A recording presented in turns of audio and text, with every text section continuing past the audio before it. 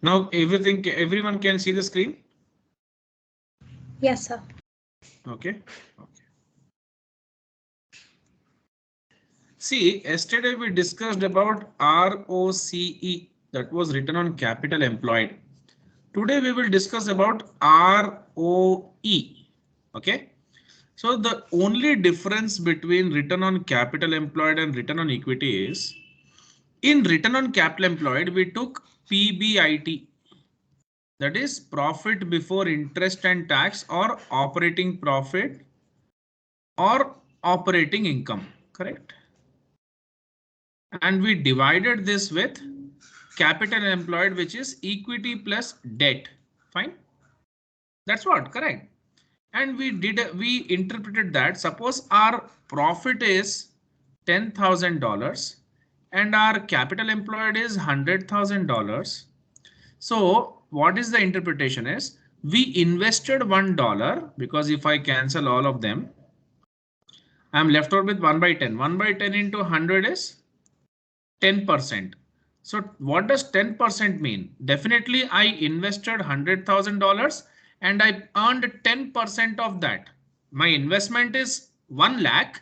My earning is 10,000. 10,000 happens to be 10% of 1 lakh. So if I take $1, $1's 10% is 10 cents. So for an investment of $1, I'm earning 10 cents. That was the interpretation yesterday. Same interpretation would be again seen for return on equity. But what we will do is we will just take equity and we will remove debt. So when we remove debt, we are only left over with equity. And yesterday I have already explained you what is total equity all about. Correct? Total equity is a combination of share capital, revaluation surplus, share premium, everything. I took a very lengthy session yesterday to explain you all those basics. So now when we speak only about equity, equity is nothing but the owner's investment in the business. But like owner's investment in the business is nothing but owners can invest in two ways. One, they can put the money from their pockets. Second, they can borrow. So here what we are speaking is they have put the money from their pockets. So in the sense, owners can be private company. See, there are two types of companies, private and public. In private company, owners put from their pockets. In public company, the money is arranged from shareholders. Shareholders are the owners and they put money from their pockets in the company. That means in private company, if there are 4 or 5 owners, in public company, there can be lakhs and lakhs of people who are investing. Am I right? Now, so when I speak about equity, I speak about PAT. But why? Why I'm taking PAT? See, PBIT. PBIT is profit before interest and tax. From this, first I have to deduct the interest. Why? See, the actual owners of the business are equity holders. So the actual owners get the net profit. I mean to say, after meeting all the obligations, the final leftover profit belongs to the equity holders or the actual who are nothing but the actual owners of the business. Now, what are the obligations to owners? See, when you are doing a business, of course, the final profit what you should be enjoying is nothing but after paying all the expenses. Okay, after paying all the expenses. So just a second, just a second.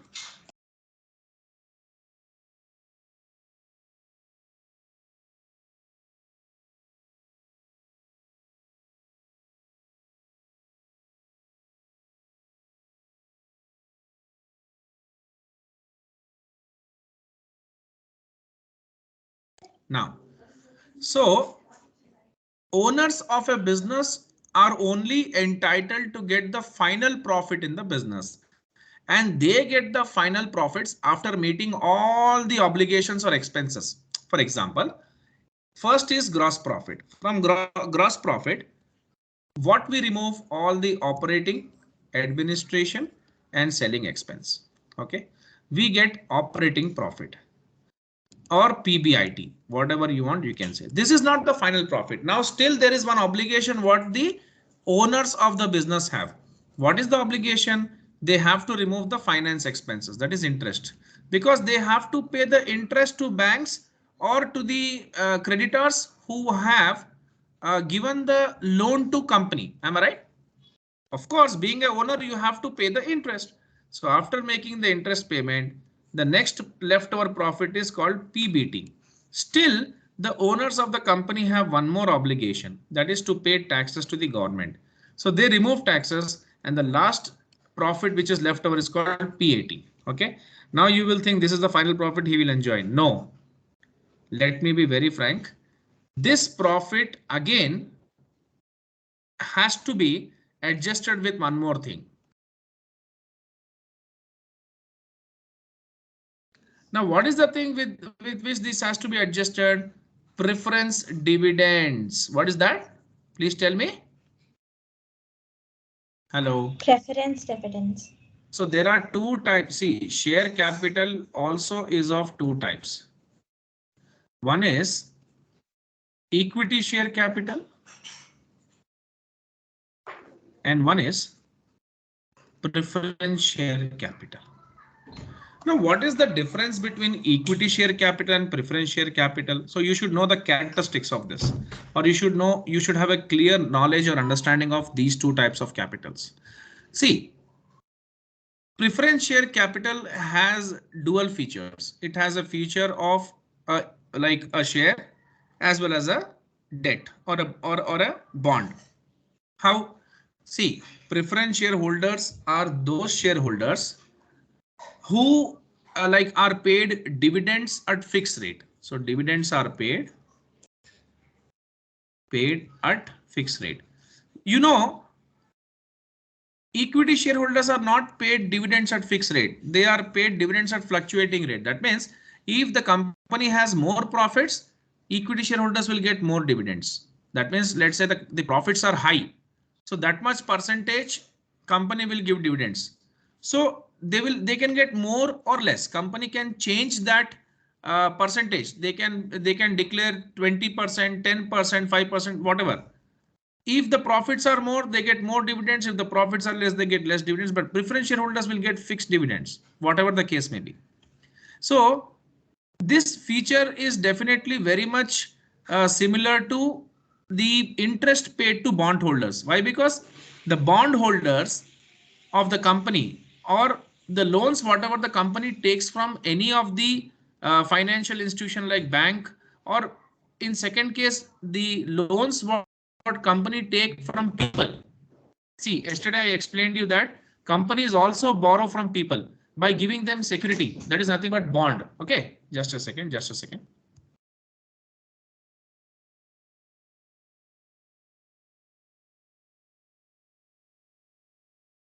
So I said you that yesterday bond holders are the ones are ones is nothing but company borrows money from people even. Company borrows money from people even. So company gives them some securities. Those securities are nothing but bonds, which you can see in the previous video. I have explained already, correct? So to bond holders, company has to pay fixed interest. That is very similar to fixed dividends paid to preference share holders. Okay. Point number two is dividends are dividends are given out of the profits of the company. Okay. So that is one point. Plus second point is preference shareholders are not the creditors of the company. These people are kind of like owners of the company, but exactly they are not the ones who have privileges like the equity shareholders. Okay, they don't enjoy those privileges like equity shareholders. So companies, whenever they earn profit, they have to first pay the dividends to preference shareholders. Then whatever is left over, that is enjoyed by the equity shareholders. Okay, so that is the point here. So preference shareholders get the profits, get the dividends at fixed rate. And point number two is preference shares. Preference shares are redeemable. So that much detail you don't have in your syllabus. See, there are many preference shares. So if I tell the categories of preference shares, there are cumulative preference shares. Okay. There are non-cumulative preference shares. Okay. There are redeemable preference shares. And there are non-redeemable preference shares. There are participating preference shares. See, I will not go into details. These are not required. Participating preference shares. This is a subject of companies law. You'll be learning in F4 paper. And there is like non-participating preference shares. So if you have that much curiosity to learn, you can just do some research about this. Okay. So some research is to be done by the students even. So I was speaking about redeemable preference shares. So the dividends are paid at fixed rate, and the redeemable preference shares are such kind of preference shares whereby the money taken from the preference shareholders is given back to them. Okay, after a certain period of time. So this has features of debt or bond, because bonds, if company borrows money from people by giving them bonds or security, company has to pay fixed interest to them. Secondly, company also has to repay that bond money, the money whatever the company has borrowed from people by giving them bonds. So company has to repay the money to bondholders, okay, and get back their security from them. So these two things company does. Same things are happening in the case of preference shares. Dividends are paid at fixed rate, and preference shares are also redeemable. That means the money is given back. Okay. So this is what I wanted to explain you. So this is also one of the obligations for the equity shareholders. Now, after removing this, whatever the profit is left over, that is called amount available or profits. I can write here profit available for equity shareholders. So this is the amount which has to be given to equity shareholders. Okay. So that is nothing but that profit is nothing but PAT minus preference dividend given in our formula. So PAT minus preference dividend is equivalent to amount which is to be given to equity shareholders. Okay. So what we did here, suppose the profit of the company after tax is 100,000, let's say $10,000. From that, company has declared or has paid a preference dividend of $2,000. Okay. Divided by company's total equity is nothing but $100,000 or 1 lakh. Okay. I'll write 1 lakh. No problem. Now 8,000 divided by 1 lakh is how much? What does it show? So I'll just cancel this out. Into 100 if I do 1. So 8 by 10. Okay. No, 8 by 8 by just a second.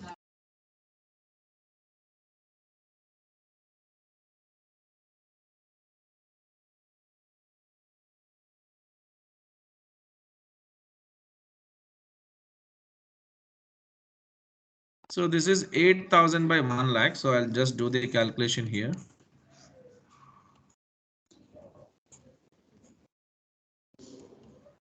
Into 100. So 3 zeros cancel. And again,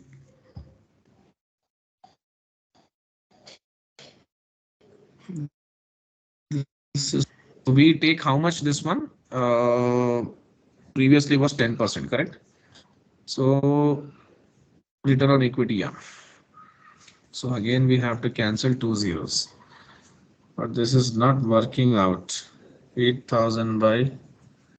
So our investment happens to be 1 lakh, and okay, let's cancel this. 8 by 100. Okay. 8 by 100. Like if I take this in percentage wise, it is 8%. How much percent? Yes. 8%. See, 8,000 is how much percent of 1 lakh? It is 8% of 1 lakh. Correct. So previously we got 10%. Am I right? So I'll write it here. So the point what I wanted to mention was 8,000 divided by 1 lakh into 100 happens to be 8%. Okay, so you invested 1 lakh and you got 8,000. If I take $1, so how many cents you will be getting? 8 cents, correct? Hello? Yes, sir. $100 is 100 cents. No. So 8% of 100 cents is 8 cents. So the point here, what I want to mention is, for an investment of $1, the return on equity is how much for equity holders in my example? 8 cents, correct? How did they got 8 cents? After meeting all the obligations. That means they paid all the, so they gross profit, then they paid all the operating, administration and selling expenses.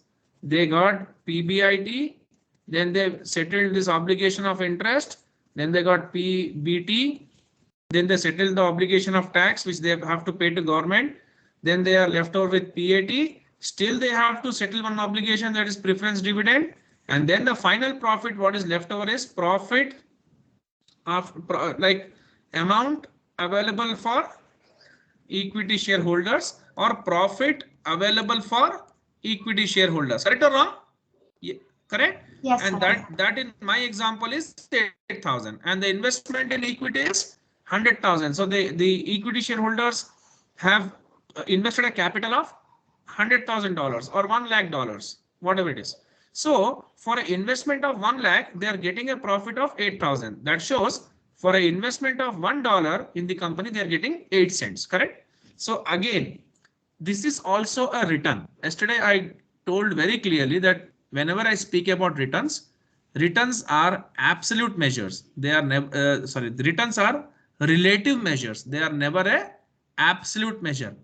What I mean with this is, return, there is no standard for returns in this world.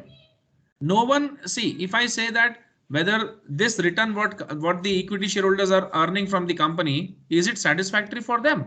So definitely the answer would, that cannot be a that statement cannot have a clear answer, correct? Because the shareholders, how will they get satisfied with 8%? They would say that if I get 10% or 20% or 30%, I would be more and more satisfied. And even they cannot, they won't be satisfied with that even, because there is no satisfaction level for profits. But here we can definitely draw that satisfaction. We can see the satisfaction levels with a comparison. So what can be the comparison? Previous year, company made a profit of 6%, and this year the company's return, that means return on equity was 6%. This year company's return on equity is 8%. Now what do you say? This is a better year or not? Please tell me. Yes, sir, it is.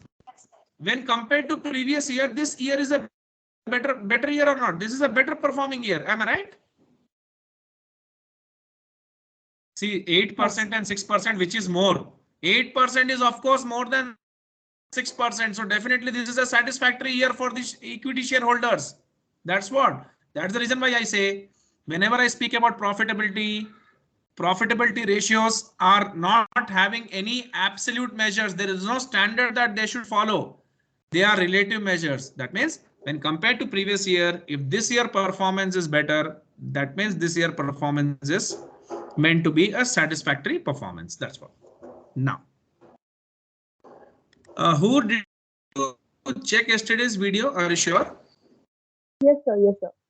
I did go. Yeah, then that means then you will be having some good conceptual clarity. Like otherwise, today's topic be not easy to follow. Okay, now let's go for the turnover ratios. Next topic. Turnover or efficiency ratios are one and the same.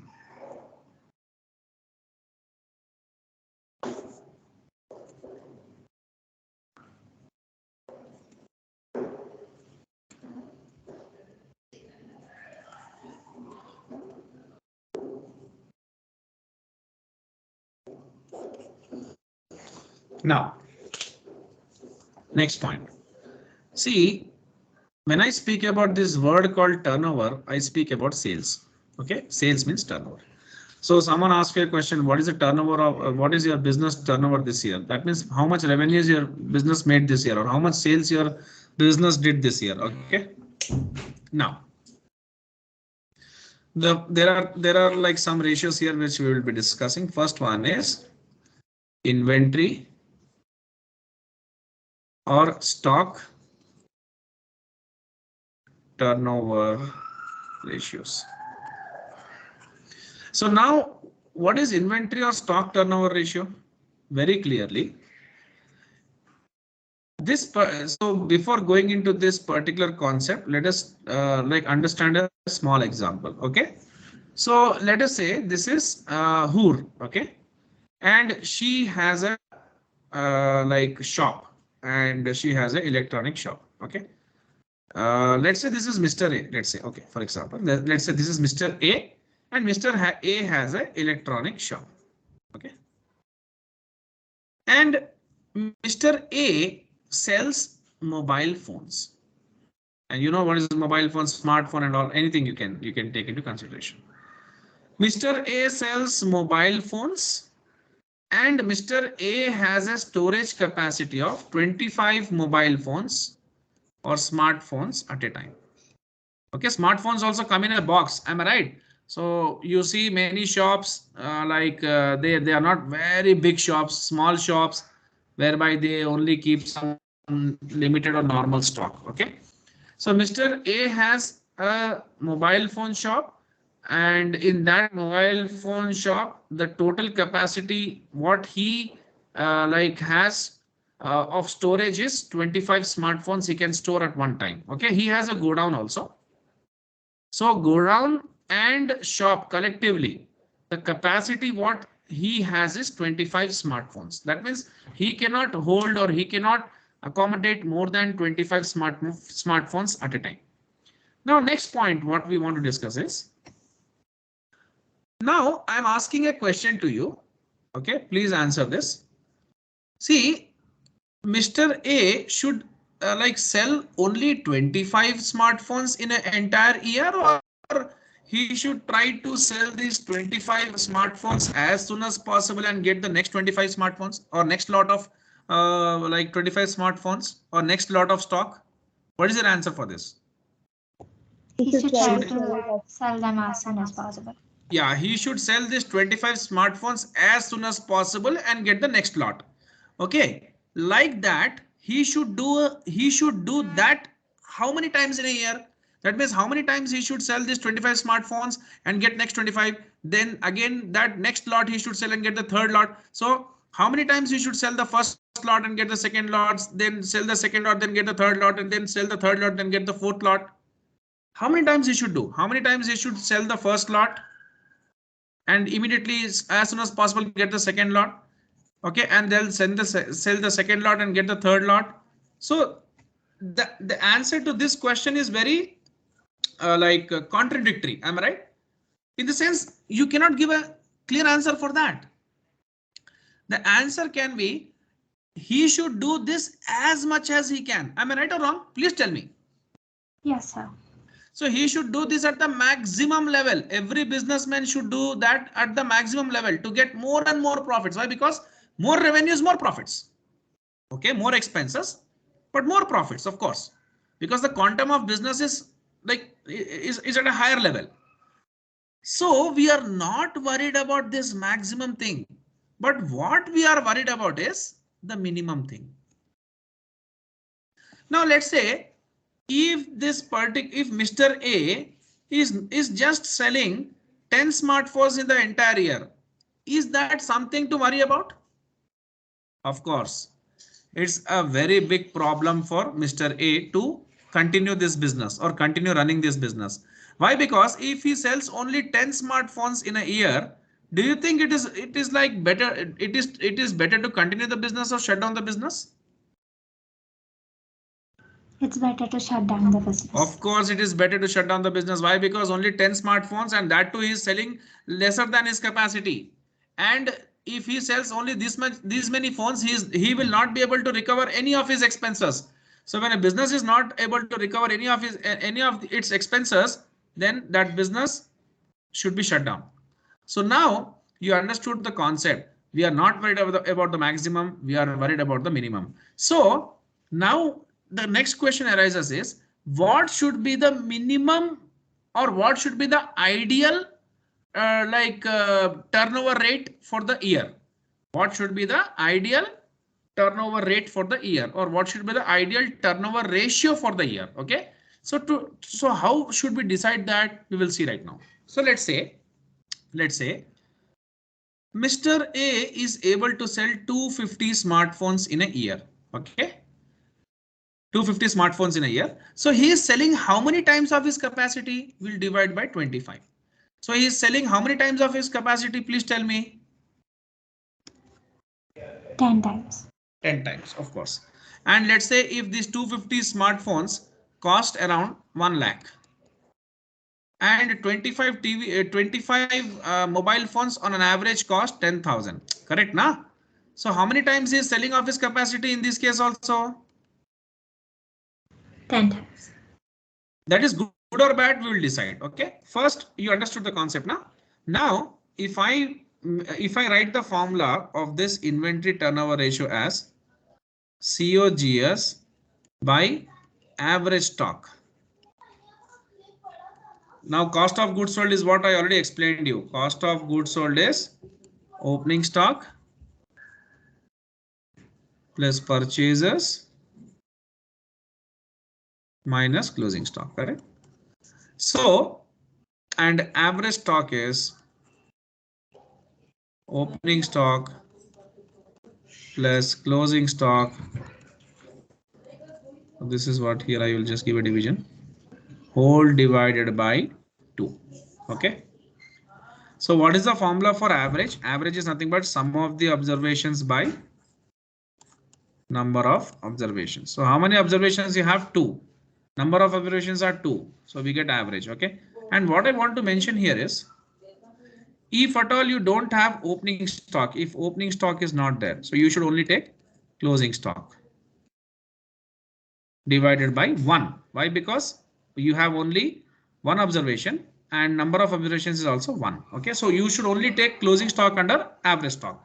So these things I'm mentioning you. Now, here can I say the COGS is 1 lakh? Can I say this or not? Please tell me. In my example, I told not 250 mobile phones are costing how much? 100,000. 100,000, and 25 mobile phones would cost how much on an average? 10,000. 10,000. So how many times did I make the sale of whatever the capacity I have? I can hold only 10,000 worth of goods at a time. That is 10,000 worth of goods is nothing but only 25 mobile phones, because 10,000 is the cost of 25 mobile phones. So how many times I'm selling off my capacity? 10 times, correct? Yes, sir. Now it is good or bad? Let's understand. First point is stock. Next formula, conversion period. So the formula for stock conversion period is 365 days in a year divided by stock turnover ratio. What is the stock turnover ratio in our example? 10, correct? So what is the stock conversion period? 36.5 days. That means you are selling 25 mobile phones in every how many days? Tell me. 36.5 days. 36.5 days. That means every 36.5 days, you are selling your 25 mobile phones, and then you are bringing next set of 25 mobile phones, and again you are selling in 36.5 days. Again you are bringing next set of 25 mobile phones and again selling in 36.5 days. In this way you are doing this how many times in a year? 10 times. Why? Because 36.5 into 10 is correct. Yes, sir. So can I make a statement that so I'll put a point here. Always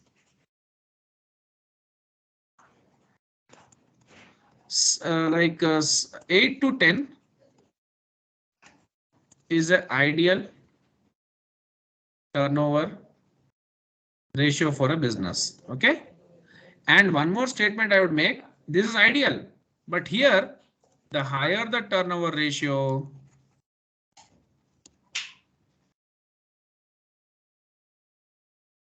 the better it is. Correct?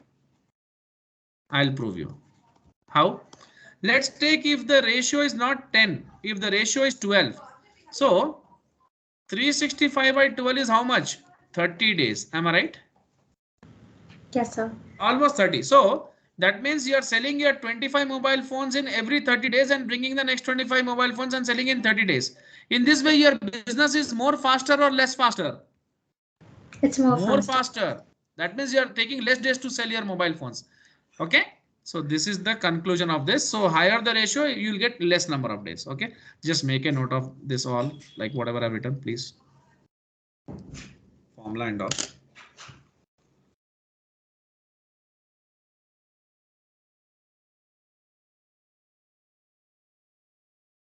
Who you are able to follow?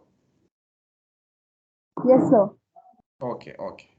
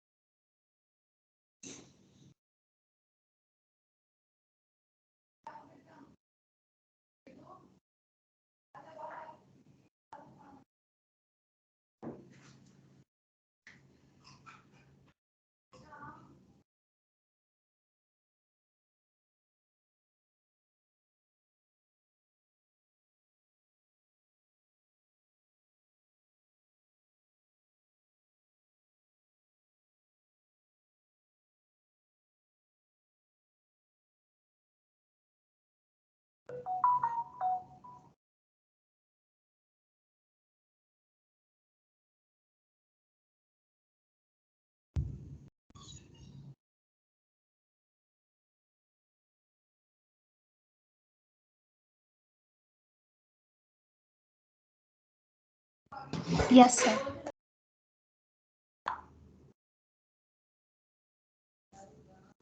Sir, I'm done with copying it. I'm just coding down. You can make a note of other things here.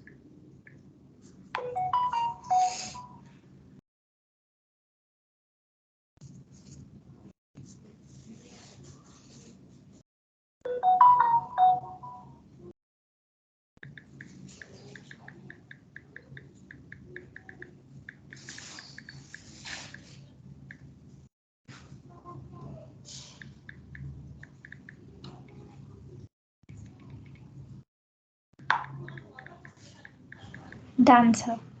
Yeah, yeah.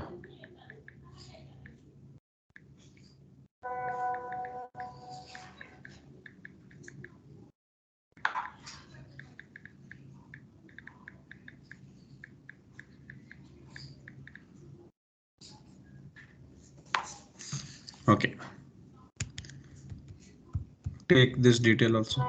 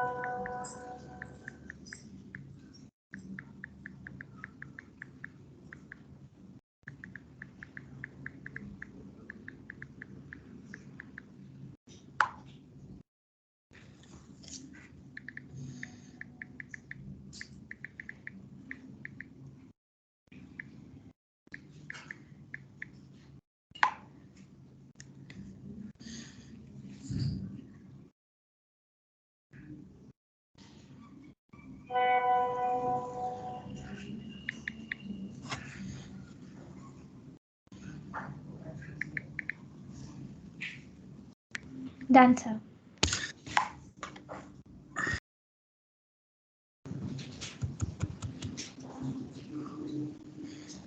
Here now.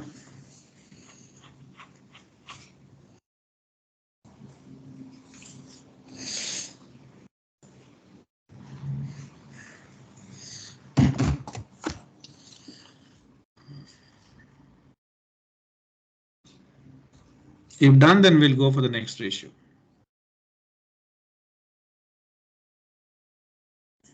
Already 40 minutes almost done.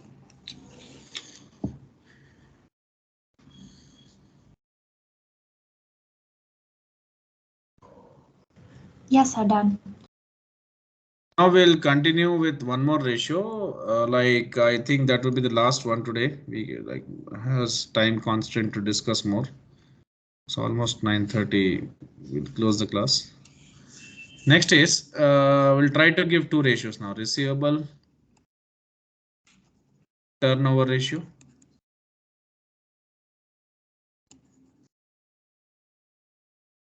payables turnover ratio. So what does receivable turnover ratio do? It shows the relationship between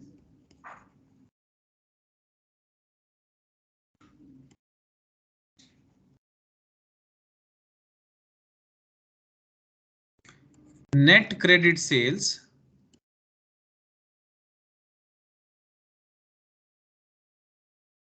and average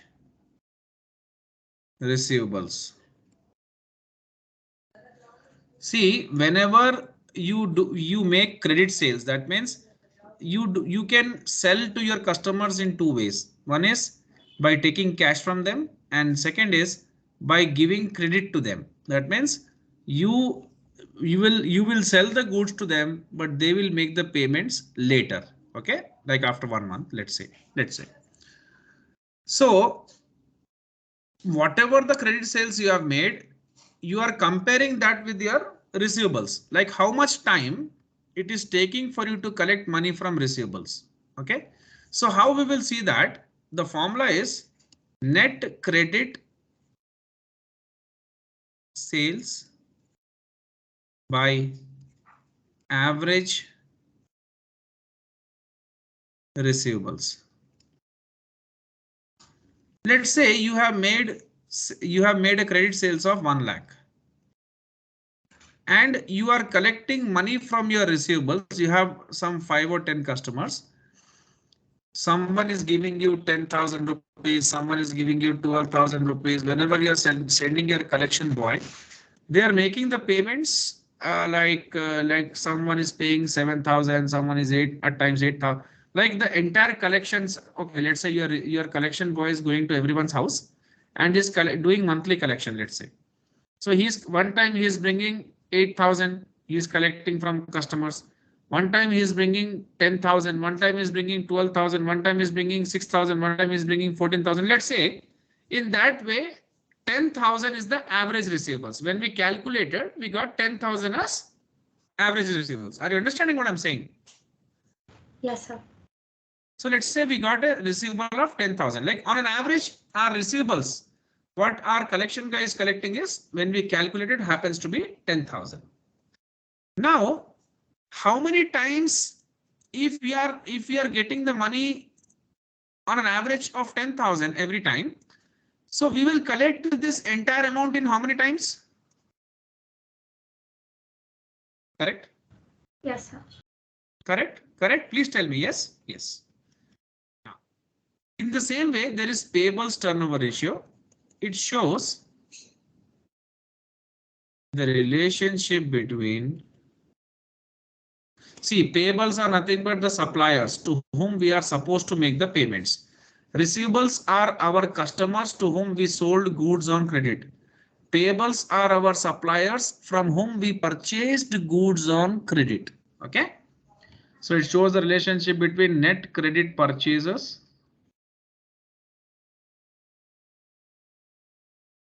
and average payables. So the formula is net credit purchases by average payables. Same thing, just only instead of sales purchases, instead of receivables, payables. So suppose we made a purchase of 1 lakh rupees from our supplier and we are paying on an average, we are paying $10,000 to him. So in how many times we are repaying our money to our supplier? Please tell me. 10 times. 10 times. Now, it is good or bad? Let's see. For that, we have debt or receivables collection period. This will decide we are doing good or wrong, bad. And here, creditors, credit or debt or payables payment period. There we collect, here we pay.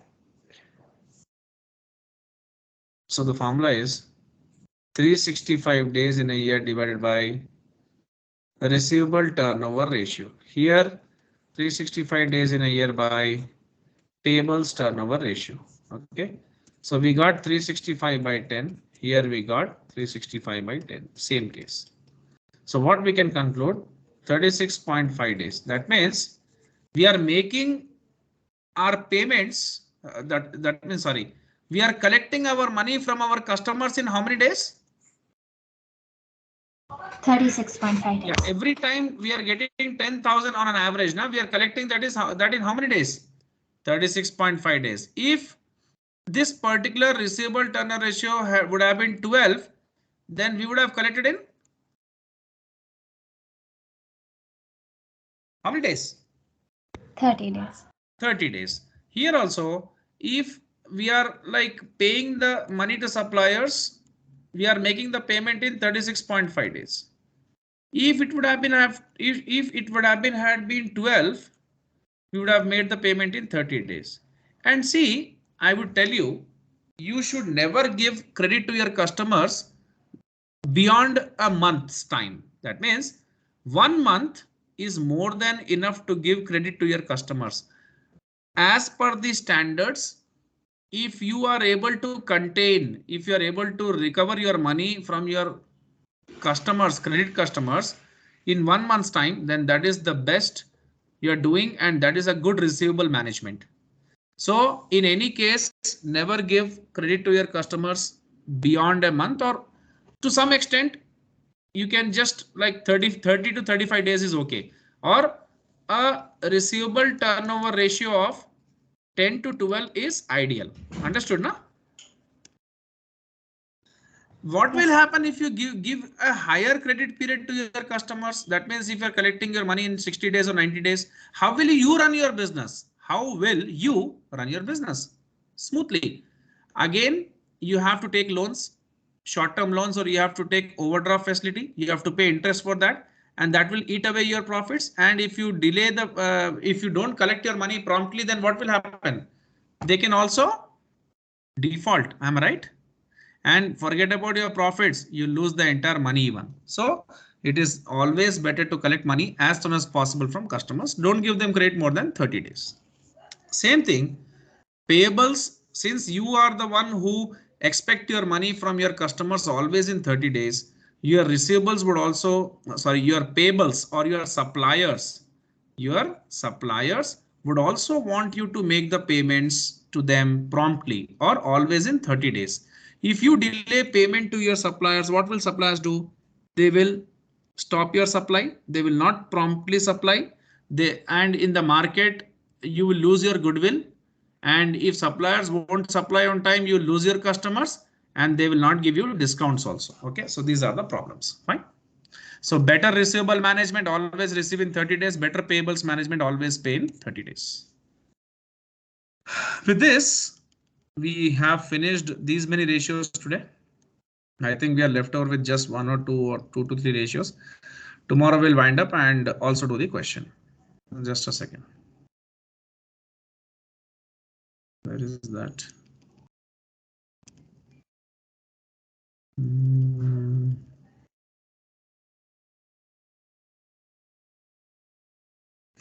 So we are done with. Yeah, this is what I just take the things what we have done. Okay, your textbook is showing some different formulas. Don't worry, I'll explain you that tomorrow. Just see, go through my video, today's video again, you will understand. Tomorrow I'll show you how these formulas are framed by them. And tomorrow we'll do working capital cycle. That's okay. And 1 asset turnover ratio, 2 interest coverage ratio, 3 gearing ratio. Only 3 ratios are left over. And that is the end of this chapter and 1 question. Okay, so we'll finish that tomorrow. Thank you. Sir, do we have class on Saturday and Sunday as well, or Mondays? No class on Sundays. Saturdays, I'll inform you tomorrow whether I'm taking Okay. or at times like Saturdays are very busy days for me because I have some like weekend sessions also. But we'll confirm. See, we'll try my level best to take. If it's happening, I'll take. Don't worry. Okay. Yes. Or else I have some videos to give to you. I can give that. Fine. Yes, sir. Thank you, sir. Okay. Thank you. Thank you, Hoor. Thank you. Yeah.